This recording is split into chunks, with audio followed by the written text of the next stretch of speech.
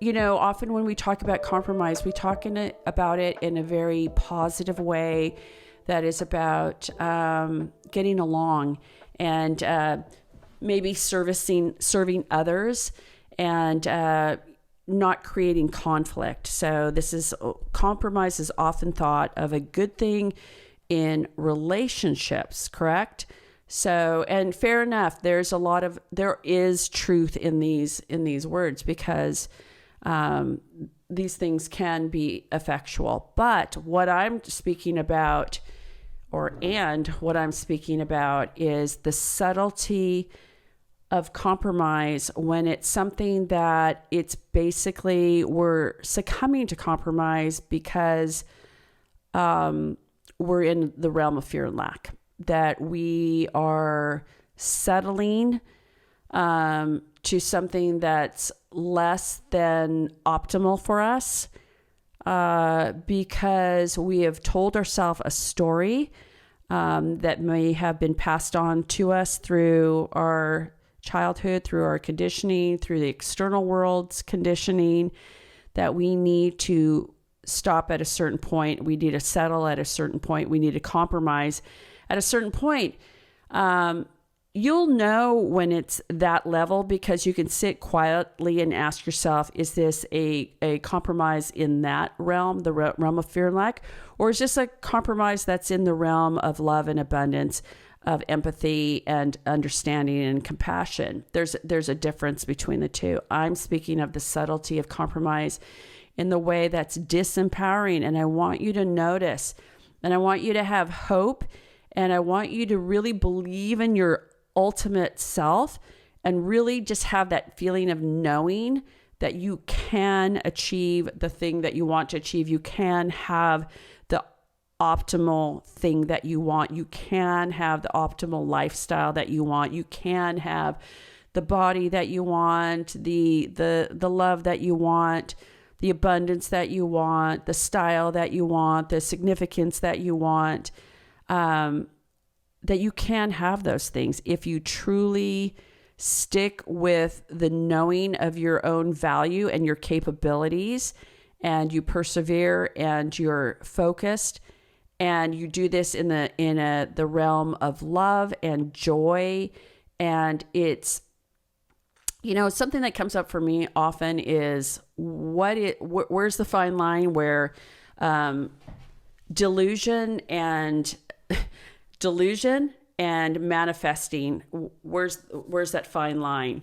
So oftentimes someone will say, if you have a wild dream, the highest level dream, if you share this with other people, and most people have been seriously conditioned to not follow their wildest dreams. They've been conditioned to play it safe, to be realistic, etc.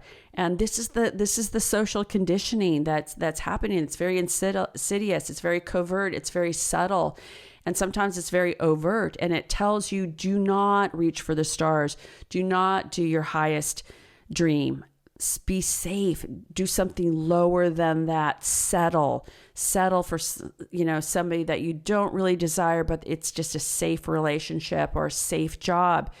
I say no. I say you have one at bat. You have one life. I say go for it. I say believe in yourself. I say have hope, have faith, have trust. I say have worth. Know your worth. And enforce it, believe in it, stand for it, and pray for the strength, the trust, pray for the correct action, pray for others to come in that will support you, pray for your own strength of being able to go alone as long as you need to go alone, and to trust and to know that what you're doing is correct.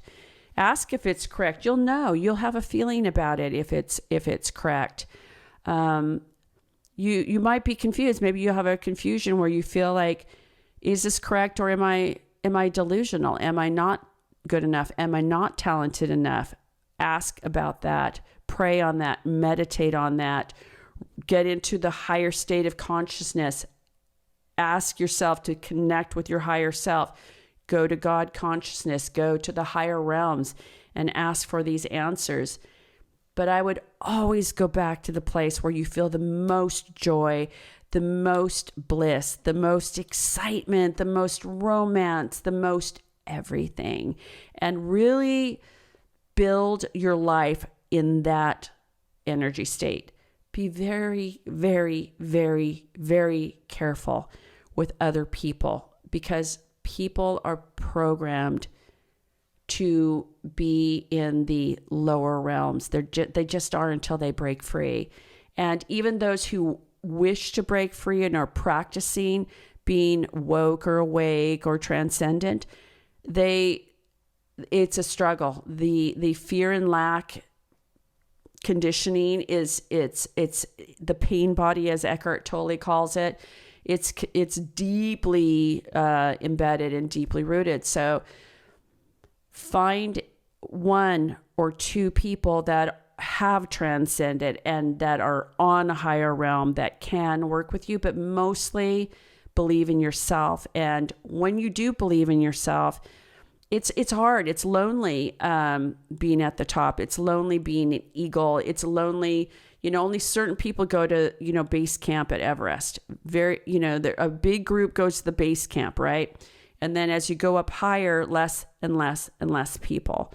So there's a lonelier population at the top, but there's great reward in that. And there's great contribution for that too. So I am here to speak on the subtlety of compromise and to ask yourself, is it true? Is it necessary?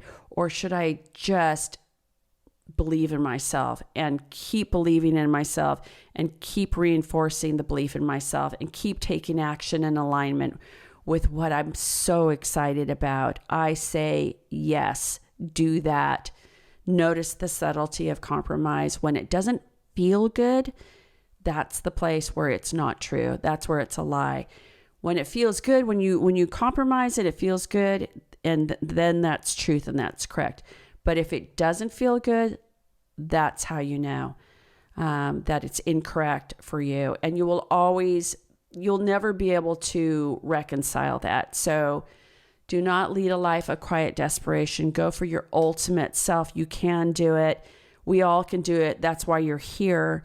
It could be the most simplistic of dreams, or it could be the grandest of dreams, or it can be anything in between those poles. So you're here to love and enjoy your life, to love and enjoy yourself. And then others can love and enjoy you because you're doing what you're made for. I'm Allison Angeles. I'm the host of the Silicon Sanctuary podcast. Please feel free to subscribe, to share, to hit the bell, to join me on Instagram, to DM me on Instagram. Let me know if you want to be on the podcast. We can interview through digitally or in person. And follow me, Allison Angeles, on Instagram and the YouTube channel. Thanks for listening.